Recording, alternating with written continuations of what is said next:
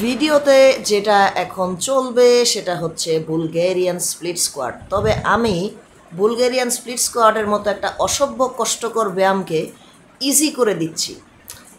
আমরা জানি Bulgarian split squat বেঞ্চে পিছনের পা রেখে দেয়া হয়। অনেকে বেঞ্চে পা সরাসরি তুলে দিতে, বিশেষ করে বিগিনিয়াররা, তাদের কষ্ট হয় অনেক, তাদের ব্যালেন্সের সমস্যা থাকে, তারা পড়ে যায়।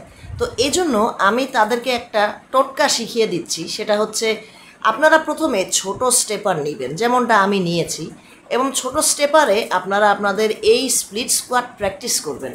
আস্তে আস্তে হয়ে গেলে একটু উঁচু স্টেপার নেবেন, যেমনটা আমি ভিডিওতে এখন দেখাচ্ছি। এটা হচ্ছে আপনার ইন্টারমিডিয়েট লেভেল, এবং আপনারা হাতে ওয়েট নেন অথবা ঘাড়ে ওয়েট নেন বা ফ্রি হ্যান্ডে করেন, যেটাই করেন, মূল কথা হচ্ছে আপনারা এইভাবে করে প্রগ্রেশনটা করবেন স্প্লিট স্কোয়াটটা শেখার ক্ষেত্রে, যাতে করে পিছের পাও সুন্দর করে রাখা যায় আর সামনের পাতেও ব্যালেন্স করাটা এবং ব্যালেন্সিং পাওয়ারটা জব্দ করাটা ইজি হয়, রাইট?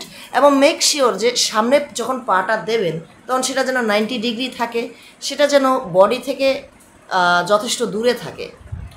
এইবার আমি একেবারে খাঁটিটায় চলে যাচ্ছি, খাঁটি ভার্সানটাতে, যেটা মানুষ করে এবং যেভাবে actually finally Bulgarian split squat হয়, সেটা হচ্ছে বেঞ্চে পিছনের পাটা রেখে। তো ভালো করে পিছনে যে পাটা দেবেন সে পাটাকে স্টেবিলাইজ করবেন, যাতে বেঞ্চ থেকে ওই পিছের পা না পড়ে, এবং সামনের যে পাটা সেটা 90 ডিগ্রি দিয়ে একটা সুন্দর পজিশান আঁচ করে নেবেন, যে দাঁড়াতে সুবিধা হয় এবং নামতে সুবিধা হয়। তারপরে do your Bulgarian split squats.